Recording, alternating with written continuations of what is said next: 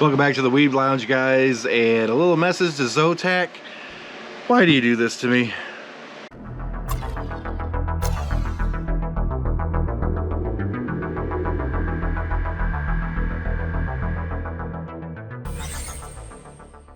All right, now I'm about to reach capacity for what I can do out of my house in terms of moving, powering up these units, moving heat and everything, and leaving myself a little leeway for toying around a little bit. So basically, this was more or less probably the last video card I'm going to get.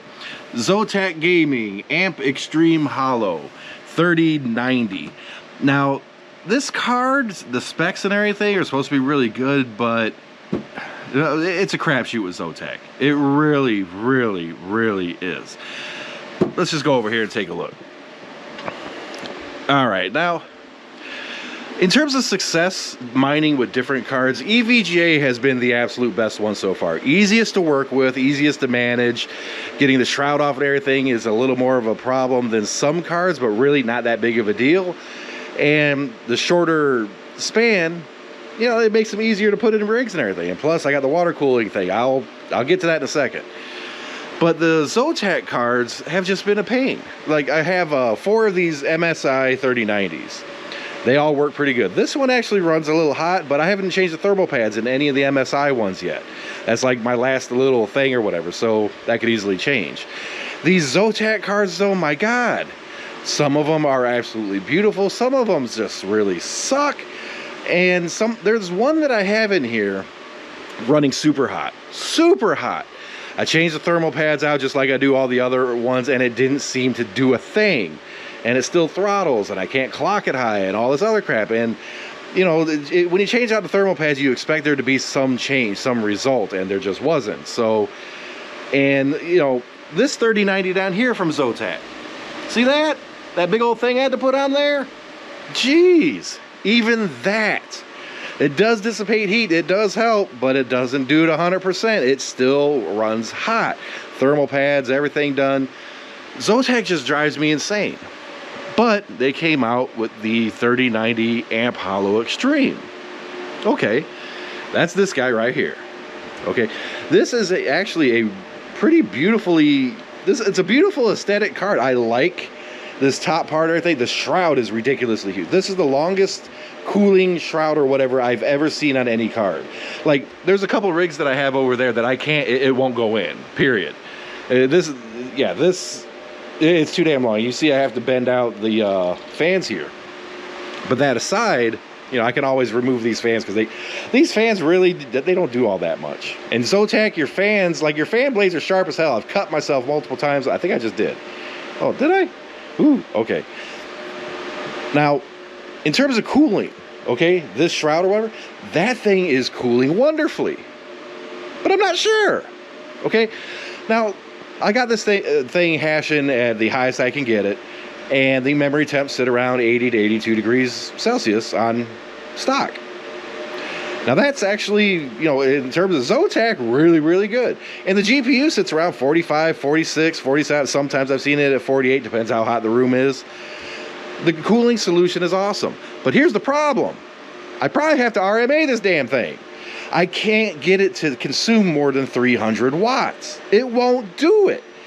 The highest hash rate I've been able to get is just shy of 113, when these cards should be able to push 121 to 123 very, very easily. It's because, like, every time I try to change the power, it just doesn't take. I've even gone so far as to look into flashing the BIOS on that with the 3090 cards, because supposedly that might work. I haven't tried it, but if I can't RMA this thing or figure out some solution to it, I'm just gonna have to do it.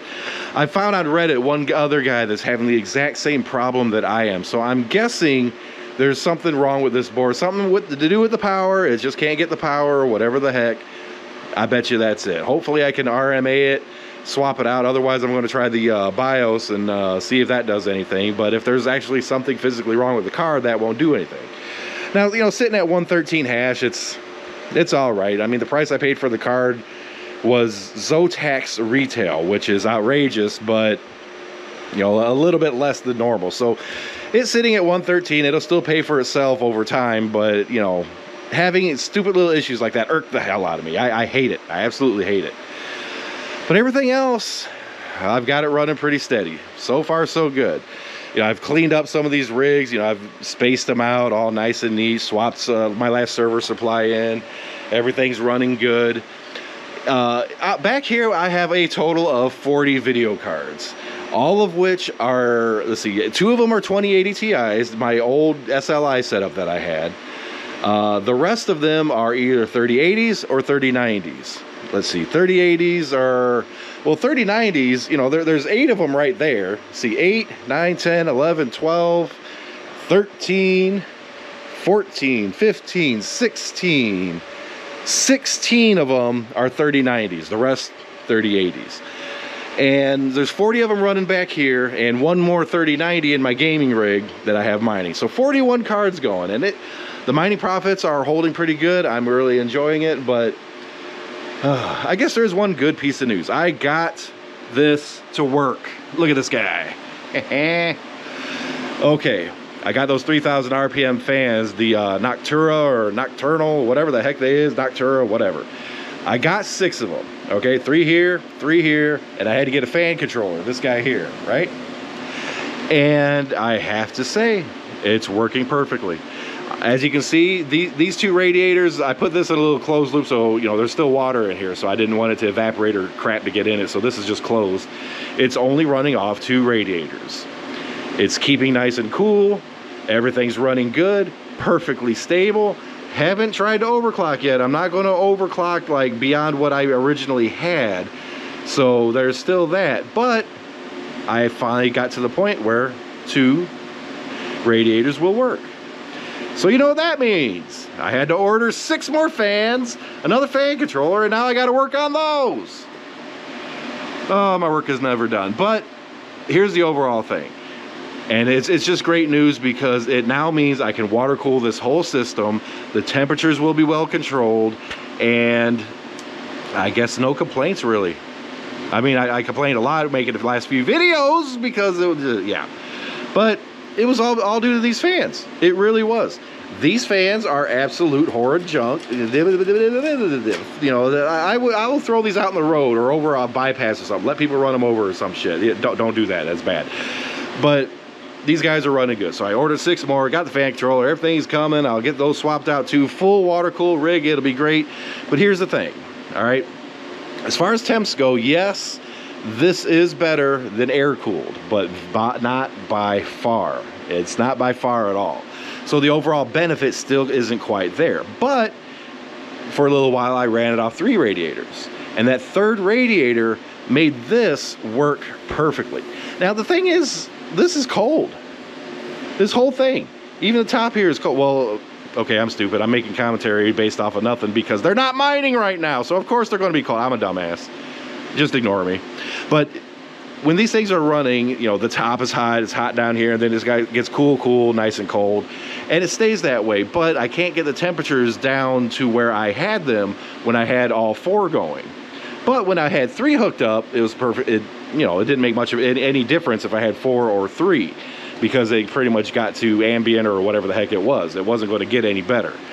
So what I might end up doing is adding a 3rd radiator to the loop, but just get like a relatively small one, right? Just a little something to give it that little bit of oomph or whatever, and like mount it off to the side or something like that. Figure out a little something that I can just kind of throw in there for that extra tiny little push. Or what I can try to do, maybe it'll work, maybe it won't, is even get more of these fans and do a, you know, a push-pull kind of thing. You know, this is pushing air in, have some on the back side to pull and get like a, you know, basically a wind tunnel effect going. Maybe that'll help. But in researching all that kind of stuff, when people do that, you don't really see that huge of a benefit. Yes, there's a benefit, but it's not great. So maybe I'll get another radiator. Maybe I won't, not too sure. But you guys can like, share, subscribe, and all that jazz or whatever with the YouTube algorithm, blah, blah, blah. And believe me, when you guys give a little thumbs up, even a thumbs down, if you hate this stuff or whatever, it does help me out either way. So feel free to downvote if you don't give a crap about any of this, or you hate me for the video cards. Like, oh, a lot of people don't understand that miners are taking up very little of the video card market, very little. It's all these other factors and everything, but it's easy to blame the miners, so we get the blame. It's fine. But overall, I think I am done adding GPUs. I say that, but I have all this backup equipment and stuff sitting around. That's water to add in case I need it. And I have like a couple little extra of those old rigs that I ended up getting rid of. I can always add a little bit more, not much more though, and I would have to get more server supplies to kind of streamline things. Like for example, if I got a server supply for this, it could run off of one, I'd open up a plug. Same thing goes with this guy. So I could have 2 more plugs open up, which I might end up doing, because one more thing. I bought an ASIC, like an actual ASIC, an Antminer S9. Now, an Antminer S9 is an older ASIC, all right? And I dug one up for like 550 bucks, something like that, right? And that machine on its own, it could generate a little bit more than $5 a day, no problem. But when you factor in the electricity that it needs, I might make 50 cents a day. It's not worth it. But I bought it anyways, and that's because I need to relearn.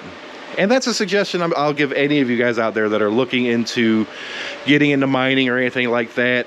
Start cheap, learn, troubleshoot, do all that stuff before you go diving head first. Now, I've done the ASICs before. I ran 7 ASICs before and some little USB sticks.